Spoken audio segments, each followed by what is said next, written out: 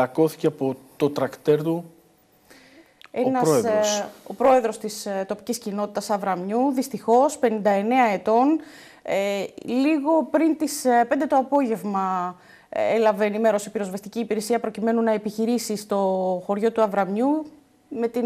πρώτη αναφορά ότι ένα τρακτέρ έχει καταπλακώσει έναν άνδρα. Δυστυχώς ο άνδρας αυτός, όπως προαναφέραμε, ανεσύρθη δίχως τις αισθήσεις του και διαπιστώθηκε ο θάνατός του Θέμη, δυστυχώς, και να συλληπιθούμε και εδώ τους οικείους του, έναν άνθρωπο αγρότη του Μόχθου, ο οποίος με τον τρόπο αυτό τόσο τραγικό και απροσδόκητα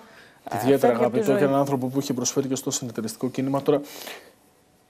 από συλληπιτήρια σε συλληπιτήρια πάμε και δεν ξέρω αν είναι καλό όλο αυτό το πράγμα το οποίο γίνεται